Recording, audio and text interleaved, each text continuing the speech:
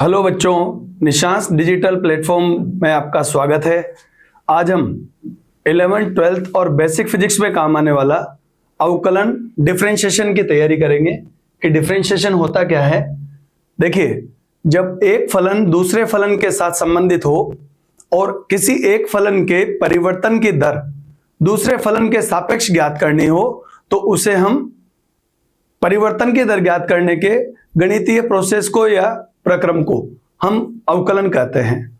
अवकलन का सामान्य मतलब जो बेसिक है कि बड़े पदों को छोटे पदों में अगर डिवाइड करना है या तोड़ना है तो उसे हम अवकलन कहते हैं। अवकलन का सामान्य मतलब जो ऑफलाइन क्लासों में मैं बताता हूं कि इसका मतलब होता है तोड़ना। एक बड़े भौतिक पद को छोटे पदों में विभाजित करना हो या उसे अल्पांश प्राप्त करना हो तो उसे अवकलन की प्रक्रिया अपन कह सकते हैं। परिभाषा क्या बनाएंगे? किसी एक फलन के परिवर्तन की दर दूसरे फलन के सापेक्ष ज्ञात करना अवकलन कहलाता है। इसका संकेत डिफरेंशिएशन इंग्लिश वर्ड है। डिफरेंशिएशन dy/d इसका संकेत होता है और इसे पढ़ने का तरीका रहेगा जैसे dy/dx लिखा हुआ है तो y का x के सापेक्ष अवकलन, मतलब y का x के रेस्पेक्ट में डिफरेंशिएशन करना। dv/dt का मीनिंग क्या होता है? v का t के रेस्पेक्ट में अवकलन करना है, इसके सापेक्ष अवकलन करना। अवकलन d/d इसका संकेत बना। अवकलन का बेसिक फॉर्मूला या प्रारंभिक सूत्र जो स्टार्ट होता है d/dx x की पावर n। अब x raise to power n है तो n आगे लेना है आपको और गुणा x raise to power n-1, मतलब n आगे लिखें और x की घात n-1 उसको बना दें। घात आगे लानी है और घात में से एक कम करना है तो अवकलन की प्रक्रिया को हम कर सकते हैं। पर शर्त यह है कि जो ऊपर लिखा हुआ पद है उसके सापेक्ष आप अवकलन कर रहे हो तब वो फलन कहलाता है। अगर ऊपर लिखे हुए पद में और नीचे लिखे हुए पद में कोई अगर संबंध ना हो तो उसे हम नियतांक कहते हैं। तो ट्रिक बना रखिए, घात आगे लिखेंगे और घात में से एक माइनस कर देंगे। इसको हम अवकलन का बेसिक फॉर्मूला कहेंगे। जैसे d/dx x raise to power 7 है तो 7 x raise to power 6, 7 x की घात 6 इसका अवकलन हो गया। d/dx x raise to power 12 कहने का मतलब है x की पावर 12 का x के रेस्पेक्ट में अवकलन है, डिफरेंशिएशन करना। तो पहले आप पावर को आगे ले लेंगे, 12 आगे लिख दिया, डॉट मतलब गुणा, x रेज़ टू पावर 12 में से 1 माइनस करेंगे तो x रेज़ टू पावर 11 हो जाएगा। तो 12x की घात 11 इसका अवकलन हो जाएगा। पावर माइनस में भी हो सकती है। d/dx x raise to power -9 है, x की घात -9 दे रखा है तो 9 पावर को आगे ले लिया और x -9 पावर में से एक माइनस करना है तो माइनस के 9 तो रहेंगे, माइनस के 9 हो गए, x रेज़ टू पावर -10 हो गया। अर्थात घात आगे लाए तो -9, x की घात कितनी रह जाएगी? -10 हो जाएगी। इसी प्रकार x की घात 11/2 का अवकलन करना है अपने को x के सापेक्ष। तो 11/2 11/2 आपने आगे ले लिया, गुणा जो पावर है उसमें से 1 माइनस करना है तो 1 माइनस करेंगे तो 2 एलसीएम लेंगे। यहाँ पे एलसीएम को सोल्व करेंगे x रेज़ टू पावर में तो ये हो जाएगा 9/2। तो यहाँ पर 11/2 तो चलेगा ही चलेगा, x रेज़ टू पावर 9/2 इसका अवकलन का आंसर बन जाएगा। तो बेसिक फॉर्मूला अवकलन का x raise to power n का n गुणा x raise to power n-1 इसका बेसिक फॉर्मूला कहलाएगा। अब कुछ बीजगणितीय पद जो फिजिक्स में काम आते हैं, ये अवकलन नहीं है, केवल मैथमेटिक्स फॉर्म है जो हमें याद रखनी है और हम इसका अवकलन कर सकते हैं आगे जाके। किसी की भी पावर 0 हो, x raise to power 0 1, t raise to power 0 1, p raise to power 0 1, अगर कहीं पे v रेज़ टू पावर है, कहीं पे मान लो कि वेग की पावर भी 0 आ रही है, आयतन की पावर भी 0 आ रही है तो उसे आप 1 कह सकते हैं। √x को x रेज़ टू पावर 1/2 कहा जाता है। √t हो तो t रेज़ टू पावर 1/2 कहेंगे। √x को √x से मल्टीप्लाई करोगे तो x बनेगा। x में x रेज़ टू पावर से डिवाइड करेंगे √x से तो ये x को √x लिख सकते हैं, ये कैंसिल हो जाएगा तो √x बचता है। x √x कहीं है तो उसको x raise to power 1, x raise to power 1/2 तो 1 + 1/2 कितना हो गया? 3/2 हो जाएगा। x रेज़ टू पावर 2 हो और इसका मल्टीप्लिकेशन √x के साथ हो तो x raise to power 2 into x raise to power 1/2, LCM लेंगे तो 5/2 हो जाएगा, तो x की पावर 5/2 लिख सकते हो। 1/√x अगर कहीं है तो 1/√x को लिखने का तरीका रहेगा, आप इसको √x को आगे जाके लिख देंगे x रेज टू पावर 1/2, जब 1/2 को नीचे से ऊपर ले जाएंगे तो आप इसको x raise to power 1/√x अगर कहीं नजर आता है आपको तो x की पावर -1/2 आप उसे लिख सकते हैं। ये महत्वपूर्ण बीजगणितीय पद हैं, महत्वपूर्ण बीजगणितीय पद, सम इंपॉर्टेंट एल्जेब्रिक फंक्शन है जो आगे काम में लेंगे हम। जैसे एग्जांपल की फॉर्म में हमने देखा कि d/dx √x, इट मीन्स क्या है, √x का अवकलन अपने को x के रेस्पेक्ट में करना है, तो √x को x रेज टू पावर 1/2 लिख दो, पावर को आगे लाना है, ठीक है, और पावर में से -1 करना है। तो जब आप यहाँ पे 1/2 को आगे लिख दिया, यहाँ बाई 1 करके और 2 एलसीएम ले सकते हो, एलसीएम को सोल्व करेंगे तो ये हो गया 1, ये -2 यहाँ हो जाएगा, ये -2 लिख दिया और ये /2, तो x रेज टू पावर -1/2 रह जाएगा। तो इसका आंसर क्या बना, √x का डिफरेंशिएशन मतलब अवकलन 1/2 x रेज टू पावर -1/2 को नीचे ले जाके प्लस में भी लिख सकते हो, और आप इसका डायरेक्ट आंसर लिख सकते हो d/dx। कहीं पे अगर जरूरत होती है आपको कि √x का डिफरेंशिएशन कितना होता है तो आप बोलेंगे 1/2 √x होता है। d/dx √x, इसको पढ़ेंगे कैसे, √x का x के रेस्पेक्ट में डिफरेंशिएशन कितना होगा, अवकलन कितना होगा, 1/2 √x होगा। d/dx x raise to power 27 का डायरेक्ट अगर आता है तो 27 को लिखा, पावर को आगे लिया है और पावर में से 1 माइनस करना है, तो 27 into x raise to power 26। 1/√x कहीं नजर आता है तो हम इसको x रेज टू पावर -1/2 लिख सकते थे, पावर को आगे लिखा आपने, पावर को आगे लिखेंगे और पावर में से 1 माइनस करेंगे, तो जब आप यहाँ बाई 1 करके एलसीएम लेंगे, 2 एलसीएम लिया आपने, -1/2 तो चलेगा ही चलेगा, -1 -2 -3/2 हो गया। इसको आप पॉजिटिव बनाना चाहो तो -1/2 तो चलने दो और 1/x √x भी लिख सकते हो आप इसको। तो d/dx का मतलब क्या हुआ, x के रेस्पेक्ट में डिफरेंशिएशन कर रहे हैं, अवकलन कर रहे हैं आप, और 1/√x का डायरेक्ट आंसर -1/2 1/x √x, इसका आंसर कह सकते हैं।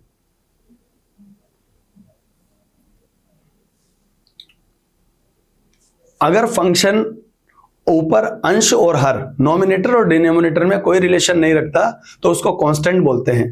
कांस्टेंट ये भी होता है कि जो किसी अन्य फंक्शन पर डिपेंड ना हो, जैसे टाइम पीरियड पे डिपेंड ना हो, किसी फंक्शन पे डिपेंड ना हो, तो उसे कांस्टेंट कहते हैं, इसे हम अवकलन भी कहते हैं। कांस्टेंट जो है, कांस्टेंट को c से डिनोट कर सकते हो, तो अगर इसका फॉर्मूला आप बनाना चाहते हो तो d/dx कांस्टेंट का डिफरेंशिएशन आप करोगे, अवकलन करोगे तो 0 आएगा। जैसे अब कांस्टेंट नियतांक क्या क्या हो सकते हैं, कांस्टेंट नियतांक क्या होंगे, मैंने आपको कहा कि जिनका अंश और हर में कोई रिलेशन ना हो या किसी दूसरे फंक्शन पर डिपेंड ना हो, उसे हम नियतांक कहते हैं। जैसे d/dx 25, अब 25 का x के रेस्पेक्ट में डिफरेंशिएशन 0 आएगा, अवकलन 0 आएगा। d/dx sin 45 का 1/√2 होता है वैसे तो, पर 1/√2 x में कोई रिलेशन नहीं है तो आंसर 0 आएगा। log 2 का आंसर पूछे तो log 2 x में कोई रिलेशन नहीं है तो कांस्टेंट हो गया, कांस्टेंट का अवकलन 0। d/dt 75, अब 75 में और t में कोई रिलेशन नहीं है तो कांस्टेंट मानते हुए इसका अवकलन कितना करेंगे आप, डिफरेंशिएशन 0 करेंगे। नेक्स्ट, जैसे कोई भी स्टेप हो, ऊपर अंश और हर में समान फंक्शन हो, फलन हो, तो हमेशा उसका डिफरेंशिएशन अवकलन आप कितना बोलेंगे, 1 बोलेंगे। जैसे x का x के रेस्पेक्ट में पूछा जाए तो 1 होगा, t का t के रेस्पेक्ट में अगर कोई डिफरेंशिएशन अवकलन पूछता है आपसे तो आप इसे 1 कहेंगे। v का v के रेस्पेक्ट में पूछे तो भी डिफरेंशिएशन अवकलन कितना बोलेंगे, 1। इसको प्रूव करने के लिए x रेज टू पावर 1 है यहाँ पे, इसको पावर को आगे ले आए, पावर में से 1 माइनस कर दिया। अब यहाँ पे 1 into x raise to power 0 हो गया।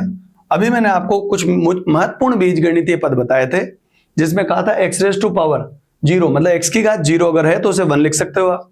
1 इंटू 1 कितना हो गया, मल्टीप्लाई हो गया, 1 हो गया।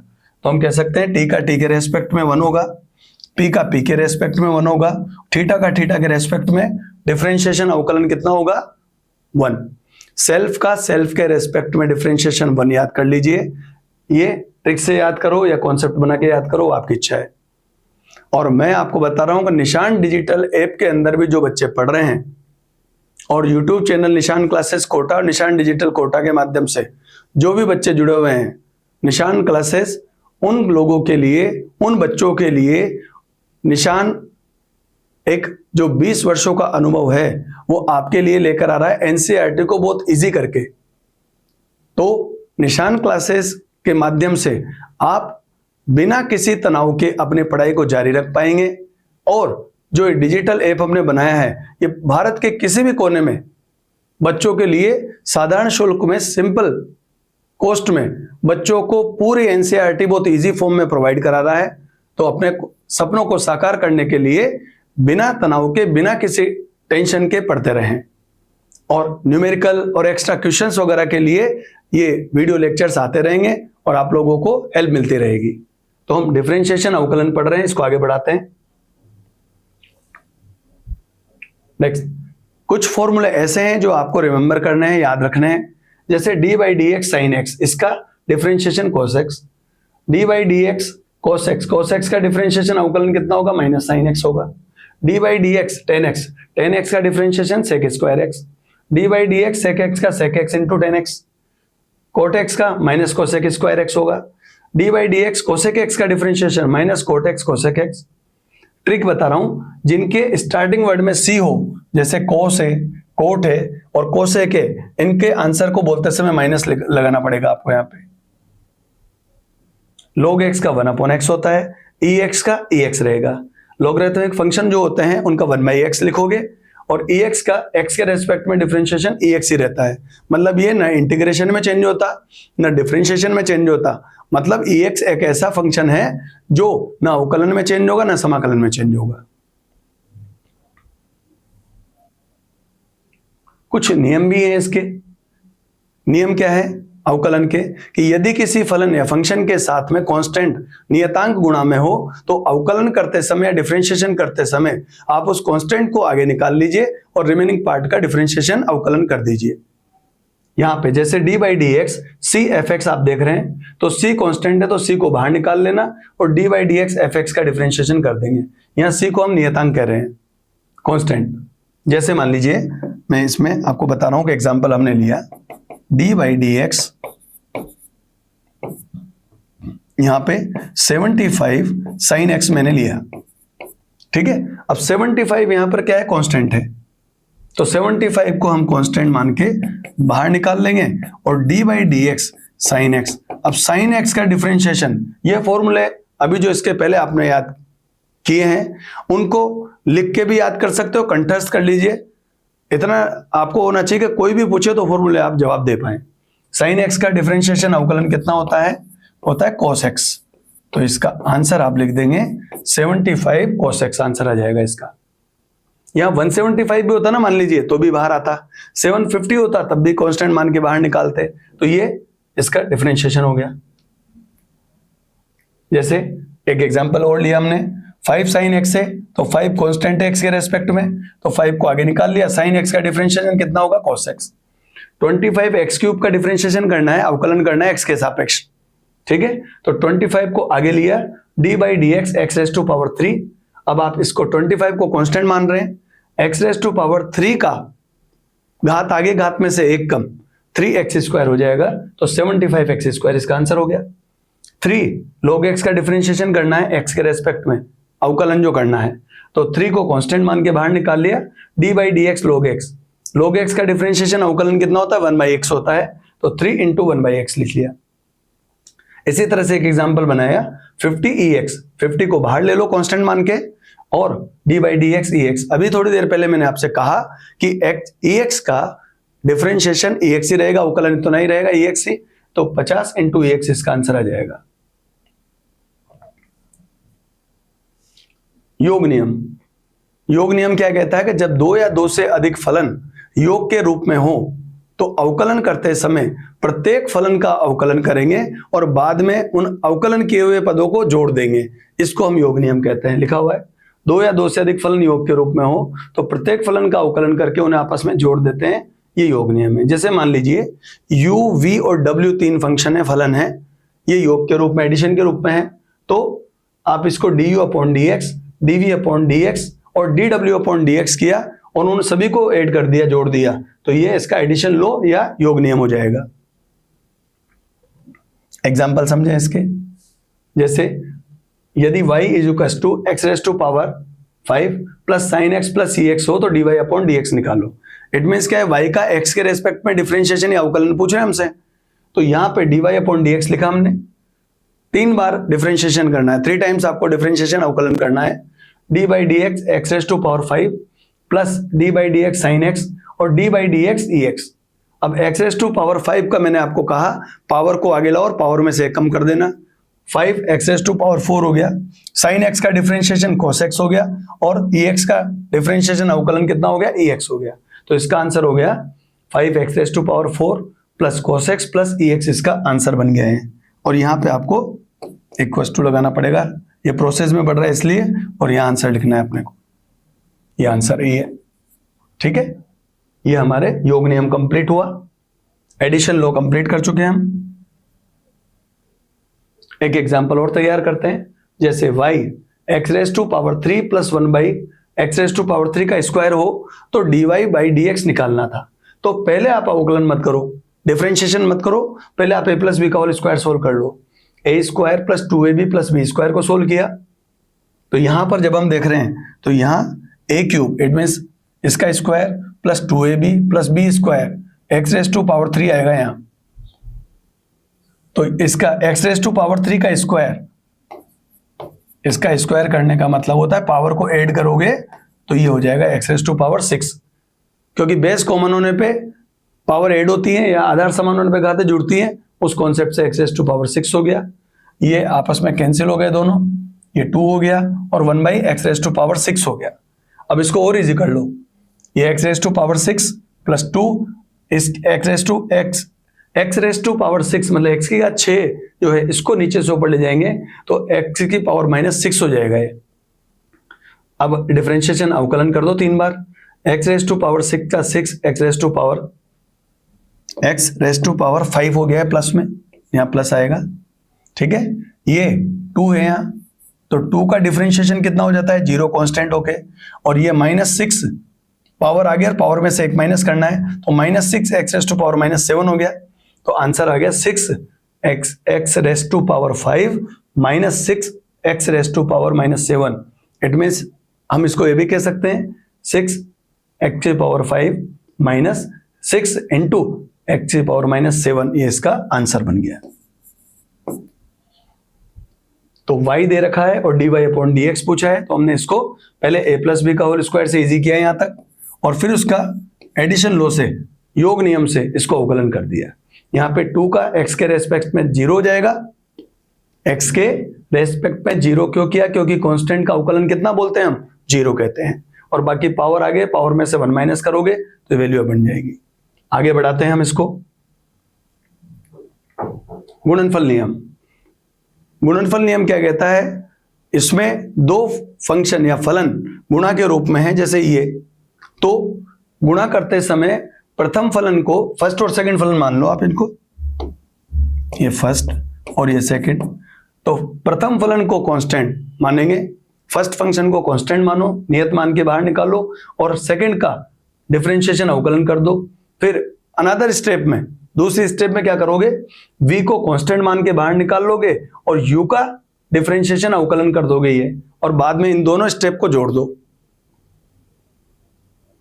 क्या लिखा हुआ है, इस नियम के अनुसार यदि 2 फलन गुणा के रूप में हो तो अवकलन करते समय प्रथम फलन को नियत मानेंगे, दूसरे फलन का अवकलन करेंगे, तथा दूसरे पद में दूसरे फलन को नियत मानकर पहले फलन का अवकलन करेंगे, और इन दोनों पदों को बाद में क्या जोड़ देंगे, आपस में ऐड कर देंगे या जोड़ देंगे दोनों। ये इसको और इस वाले फंक्शन को, मतलब ये जो हमने किया है अवकलन, उसके बाद इन दोनों का एडिशन लगा दो। अब हम इसमें एग्जांपल लेते हैं, y = x⁻⁷ log x। तो यहां पर ये दो फलन का गुणनफल हो गया, तो यहां आपको निकालना है आपको dy/dx। dy/dx आपको निकालना है इसमें से। तो हम गुणनफल नियम लगाएंगे, इसको पहला फलन माना और इसको दूसरा फलन माना आपने। तो x⁻⁷ को कांस्टेंट मान के बाहर निकाल लिया, dy/dx log x, इसको पढ़ेंगे क्या, log x का x के रेस्पेक्ट में differentiation plus log x multiply, मतलब अब क्या हो गया, इस सेकंड फलन को हमने कांस्टेंट मान के आगे ले लिया और x⁻⁷ का डिफरेंशिएशन करने लग गया अवकलन, d/dx लिख दिया। ठीक, यहाँ पे x⁻⁷ है, log x का 1/x होता है, प्लस log x चल ही रहा है। यहाँ पे मैंने आपको ये ट्रिक बताई थी, घात को आगे लाना है, घात में से कम करना है, तो 7x⁻6 हो गया। इसको अब और इजी करेंगे तो x⁻7 है, x⁻1 है यहाँ पे, तो x⁻6 बचा रह जाएगा, plus log x 7x⁻6। x⁻6 को आप कॉमन भी ले सकते हो, तो 1 रहेगा रिमेनिंग, प्लस यहाँ पे 7 log x रह जाएगा। तो ये इसका आंसर बन गया। जब हमें क्वेश्चन दे रखा था y की वैल्यू दे रखी है, तो इसका dy/dx क्या होगा। ठीक है, आगे बढ़ाते हैं। इसी तरह से एक क्वेश्चन और तैयार किया हमने, x⁻9 x⁻3। तो पहले में x⁻9 को कांस्टेंट मानोगे, x⁻3 का डिफरेंशिएशन अवकलन करना है, प्लस चिन्ह लगाओगे। अब सेकंड फंक्शन को आगे ले लो, x⁻3 को तो आपने आगे निकाल लिया और x⁻9 जो है उसका आपने डिफरेंशिएशन शुरू किया अवकलन करना। तो इसका x⁻9 तो आगे मल्टीप्लाई में चल ही रहा है, इसका होगा 3x², x⁻3 चली रही है यहाँ पे, 9x⁸ हो जाएगा ये। ठीक, अब यहाँ पे इसको और सोल्व करेंगे तो 3x⁻11 हो गया, यहाँ पे 9x⁻11, आप कॉमन ले लो x⁻11 को, तो यहाँ पर 3 + 9 12x⁻11 हो गया। आप यहाँ इसको अगर मल्टीपल चॉइस में एक ही लाइन के क्वेश्चन में आता है तो यहाँ डायरेक्ट आप ये भी लगा सकते थे। देखिए इसको इजी करके कि इसकी वैल्यू कितनी हो रही है, y = x⁻12 हो रही है। हम इसको डायरेक्ट भी कर सकते थे, dy/dx d/dx x⁻12। तो डायरेक्ट इसका डिफरेंशिएशन अवकलन कितना हो जाएगा, पावर को आगे लाना है, पावर में से 1 माइनस करना है, तो 12 × x⁻11 इसका आंसर बन जाएगा। ऐसे भी ये आ रहा है और सेकंड मेथड से भी आप ऐसे ही कर सकते हैं।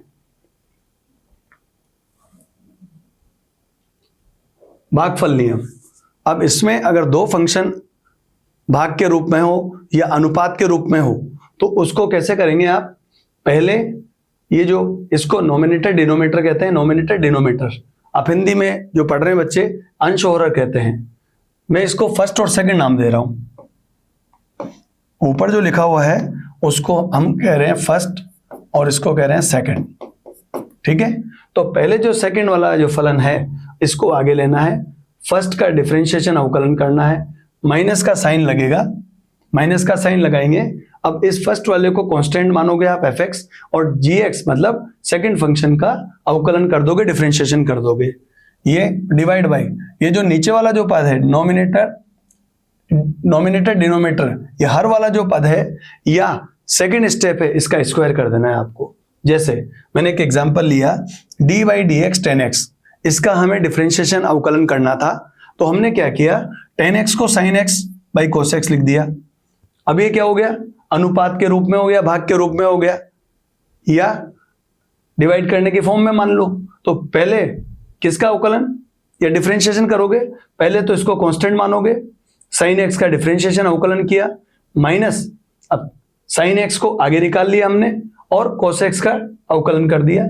डिवाइड में बटे में जो चलेगा वो सेकंड नीचे वाले जो स्टेप है उसका स्क्वायर करना है, तो cos x का स्क्वायर लिख दो या cos² x लिख दो।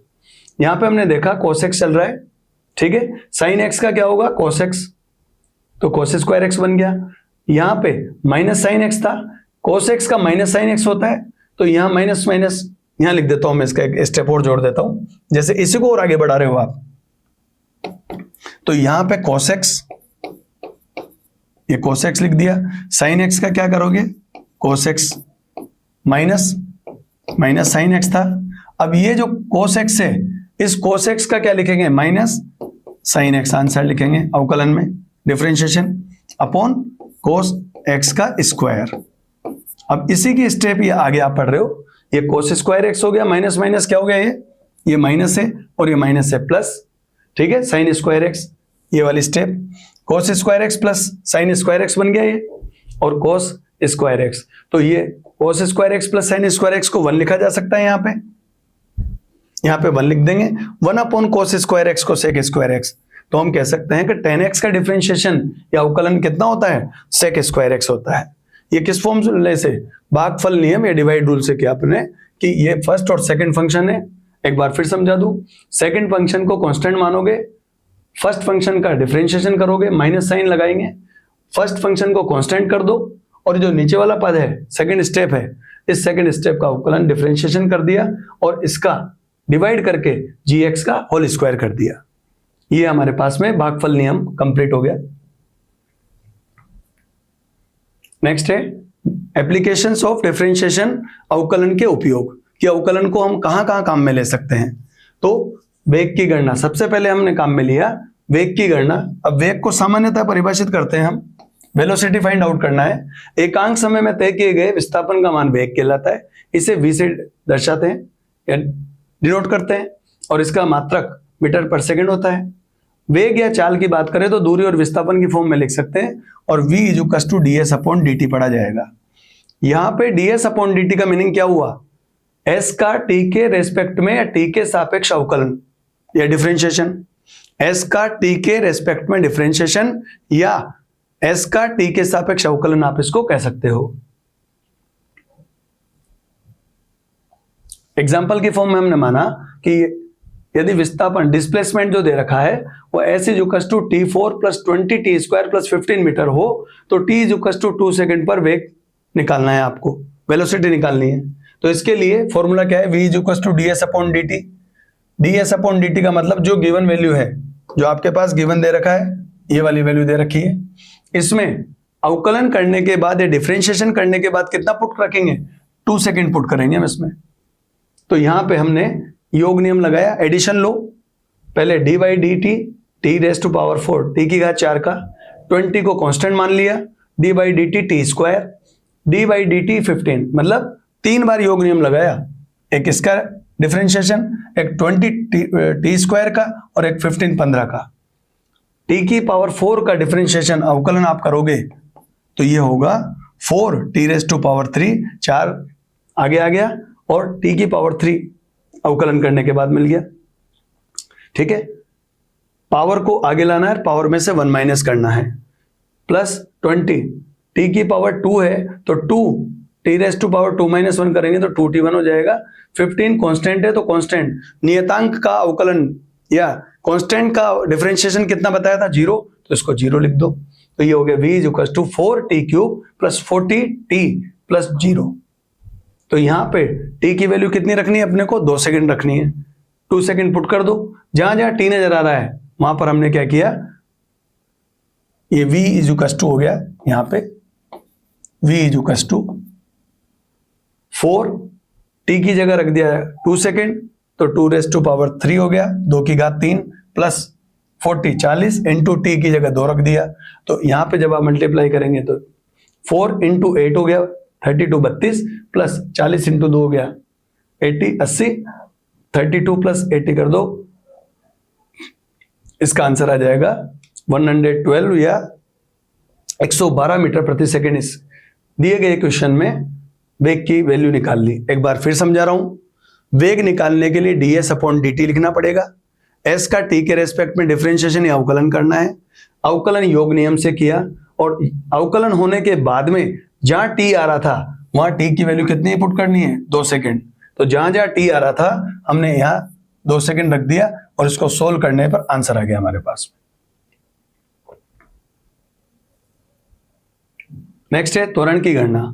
वस्तु के वेग में परिवर्तन की दर को त्वरण कहते हैं, और यहां पे त्वरण बराबर वेग बटा समय कह सकते हो, dv अपॉन dt। आप इसे पढ़ेंगे कैसे, इसको आप पढ़ेंगे वेग का समय के सापेक्ष अवकलन या differentiation of v with respect to t, t के रेस्पेक्ट में डिफरेंशिएशन करना किसका, v का, ये एक्सेलरेशन कहलाता है, त्वरण कहलाता है।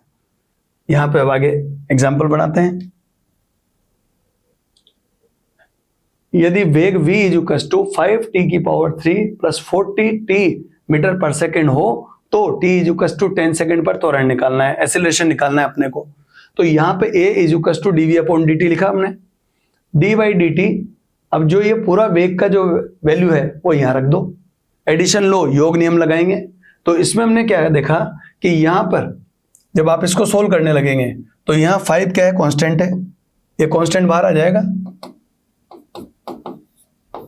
d by d t t raise to power 3 40 t का रेस्पेक्ट में, टी का टी के रेस्पेक्ट में हो जाएगा। आप इसको आगे बढ़ाएंगे तो ये 5, इसका डिफरेंशिएशन कितना हो गया, टी की पावर 3 का 3t स्क्वायर प्लस 40 टी का टी के रेस्पेक्ट में कितना बताया था मैंने, 1। तो इसके बाद आप यहां पे आ जाओ, ये हो गया 5 इंटू 3t स्क्वायर प्लस 40। अब टी का टी के रेस्पेक्ट में, टी का टी के सापेक्ष कितना बताया था, 1 बताया था। तो ये हो गया 15t स्क्वायर प्लस 40, टी की जगह कितना रखना है, 10 सेकेंड रखना है। तो ये वाली वैल्यू को यहां तक ले आए, ए बन गया है। ये किसकी वैल्यू चल रही थी, एक्सेलरेशन, मतलब ए त्वरण की वैल्यू चल रही है। तो टी की जगह हमने 10 रख दिया, 10, 15 टी स्क्वायर, 10 का स्क्वायर कर दिया प्लस 40, तो 1500 हो गया प्लस 40, तो 1540 मतलब 1540 मीटर प्रति सेकंड स्क्वायर, ये त्वरण का आंसर आ गया। इसमें एक्सेलरेशन हमने निकाल लिया। नेक्स्ट है शक्ति की गणना। कार्य करने की दर को शक्ति कहते हैं, इसे P से दर्शाते हैं। और आप इसे डिफाइन करेंगे तो आप सूत्र के रूप में तो आप इसे देख रहे हैं फॉर्मूला की फॉर्म में, तो क्या कहेंगे, वर्क डन का टाइम के रेस्पेक्ट में डिफरेंशिएशन या कार्य का समय के सापेक्ष अवकलन शक्ति के बराबर होता है। तो एक में जो आपको स्टेप बताने जा रहा हूं कि जब भी टू फंक्शंस का रेशो अगर कहीं आ रहा है, अनुपात अगर कहीं बन रहा है, तो आप अवकलन की प्रक्रिया कर सकते हो। जैसे हमने गति का द्वितीय नियम पढ़ा था, गति का द्वितीय नियम सेकंड लॉ ऑफ मोशन पढ़ते हैं, तो वहां फोर्स को या बल को डिफाइन करते हैं, तो वहां भी ऐसा बोला जाता है F is to d p upon d t. वहां P जो है वो P संवेग कहलाता है, मोमेंटम। ये गति का द्वितीय नियम है। एक उपयोग और बता रहा हूं मैं आपको इसमें, गति का द्वितीय नियम अगर आप देखेंगे, चौथा उपयोग ले लो आप इसमें। नेक्स्ट जो है इसके बाद में, तो इसमें बल की गणना कर सकते हो, फोर्स निकाल सकते हो, किसका, संवेग का टाइम के सापेक्ष अवकलन या मोमेंटम का टाइम के रेस्पेक्ट में डिफरेंशिएशन अगर आप कर रहे हैं तो ये फोर्स के इक्वल हो जाता है, बल के बराबर हो जाता है।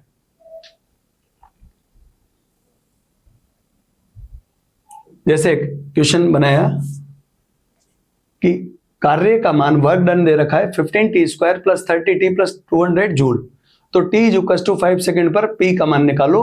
मतलब आपको पावर और शक्ति निकालनी है यहां पे। तो p is to dw divide by dt, कहने का मतलब है dw बाई dt का मतलब कार्य का t के सापेक्ष या उसके रेस्पेक्ट में डिफरेंशिएशन या अवकलन आप कर रहे हैं। तो यहां पे योग नियम एडिशन लो लगाएंगे, 15 को आगे ले लेंगे, टी स्क्वायर का डिफरेंशिएशन करना है, 30 को आगे ले लिया, टी का टी के रेस्पेक्ट में करना है, और 200 का डिफरेंशिएशन मतलब अवकलन करना है आपको। तो यहां पे टी स्क्वायर, पावर आगे, पावर में से 1 किया कम, तो 15 2t, टी का टी के रेस्पेक्ट में डिफरेंशिएशन अवकलन मैंने आपको एक याद करवाया है, ये हो गया। 200 का कांस्टेंट है तो 0 हो जाएगा। तो यहां क्या बना हमारे पास में 30t प्लस 30। अब ये मान आया है, इसमें t की वैल्यू कितनी पुट कर दोगे आप, ये बताओ। t की वैल्यू जो क्वेश्चन है उसमें देखो कितना दे रखा है, 5 सेकेंड। तो ये जो आपके पास में पावर का मान आया है p का, यहाँ t की वैल्यू 5 पुट कर दो, तो 30 इंटू ये हो गया, t की जगह 5 रख दिया हमने प्लस 30, तो ये हो गया 150 प्लस 30, तो 180 वाट हो गया। क्योंकि पावर को वाट में मापते हैं अपन, तो इसका मात्रक या यूनिट क्या लिख देंगे आप, 180 वाट।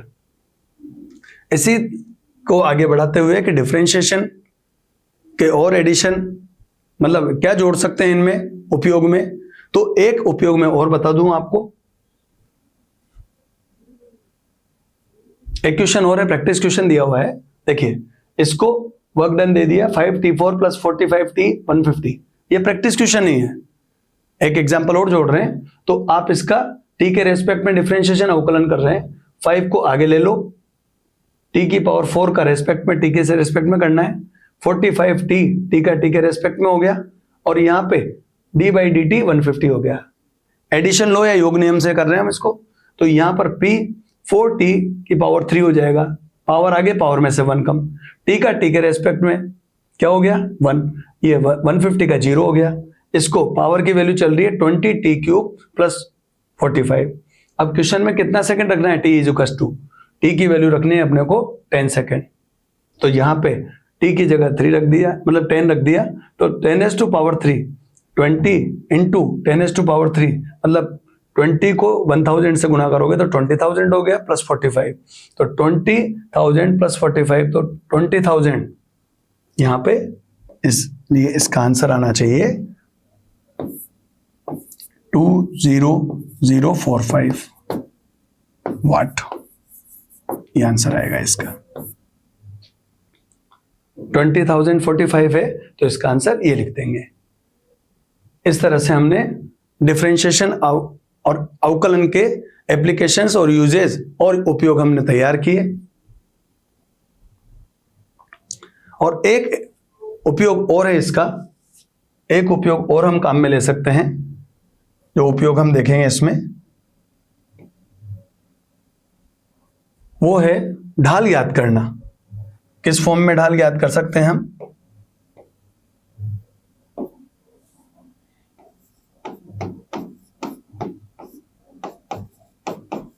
ढाल याद करना, इट मीन स्लोप निकालना। ये मान लीजिए कि कोई ग्राफ आपको दे रखा है x और y पे, ये इस तरह का कोई ग्राफ है, तो इसके लिए यहां से यहां तक आप जो स्लोप निकालेंगे उसको हम कहते हैं ढाल याद करना। और ढाल जो है, इसको ढाल या प्रवणता, और इसी को आगे जाके आप टेन थीटा पढ़ते आए हो, और इसी को हम dy अपॉन dx कहेंगे। क्या कहेंगे? dy upon dx। दिए जो ग्राफ आपको गिवन है, दे रखा है, उसके लिए dy upon dx, dy upon dx को ही ढाल प्रवणता या टेन थीटा कहते हैं। जैसे मैं एग्जांपल आपको बताऊं कि y is equal to x square हो, तो x इज इक्वल टू 1/2 पर आपको थीटा की वैल्यू फाइंड आउट करनी है। ये मैंने क्वेश्चन बनाया कि y की वैल्यू एक्स स्क्वायर दे रखी है, तो x रेस टू पावर, मतलब x की वैल्यू 1/2 अगर यूज में ले रहे हैं, तो इसका स्लोप टेन थीटा या थीटा कितना होगा। तो हम इसको dy अपॉन dx कर लें। हमने dy अपॉन dx निकाला, तो d अपॉन dx जो है एक्स स्क्वायर का डिफरेंशिएशन अवकलन करोगे आप, तो हो जाएगा 2x। पावर को आगे लाना है, पावर में से 1 माइनस करना है। अब x की वैल्यू कितनी दी हुई क्वेश्चन में? 1/2। आपको आगे ये भी बताया था dy अपॉन dx को, ये लिखा हुआ है, dy अपॉन dx को क्या लिख सकते हो? Tan theta. ये 2x की वैल्यू कितनी पुट कर दोगे? 1/2। x की वैल्यू 1/2 पुट कर दोगे, 2 से 2 कैंसिल कर देना, tan theta is equal to 1 हो गया। Tan theta is equal to 1 कब आता है? जब आप यहाँ पे एंगल 45 डिग्री लेंगे, तो थीटा की वैल्यू कितनी हो गई आपके पास? 45 डिग्री। तो आपको जो ये ग्राफ गिवन है, इसका एंगल कितना मिला इस गिवन क्वेश्चन के लिए? 45 डिग्री। तो मैंने एक अवकलन का एक उपयोग और बताया आपको, ढाल प्रवणता या टेंजेंट निकालना। dy अपॉन dx जो होता है वो टेन थीटा प्रवणता टेंजेंट टेन थीटा के इक्वल होता है। और मैंने क्वेश्चन बना दिया कि y is equal to x square था, तो x इज इक्वल टू 1/2 पर थीटा कैलकुलेट करना है। तो डिफरेंशिएशन करा, अवकलन किया, 2x आ गया। x की वैल्यू कितनी पुट करेंगे? 1/2। टेन थीटा की वैल्यू 1 आ रही है, तो थीटा इज इक्वल टू 45 पर 1 होता है। तो इस तरह से हमारा आंसर कंप्लीट हुआ। तो हमने निशान डिजिटल प्लेटफॉर्म पर आज हमने तैयारी की किसकी? अवकलन किसे कहते हैं, डिफरेंशिएशन, और उसके फॉर्मूलाज, उसके लॉज, नियम, और उसके एप्लीकेशंस यूजेस तैयार करे हैं। अब नेक्स्ट वीडियो में हम समाकलन और इंटीग्रेशन को तैयार करेंगे। तो जुड़े रहिए निशांस डिजिटल ऐप से और निशान क्लासेस कोटा के यूट्यूब चैनल के माध्यम से अपनी पढ़ाई को जारी रखिए और अपने सपनों को साकार कीजिए, क्योंकि निशान से तो सफलता निश्चित है।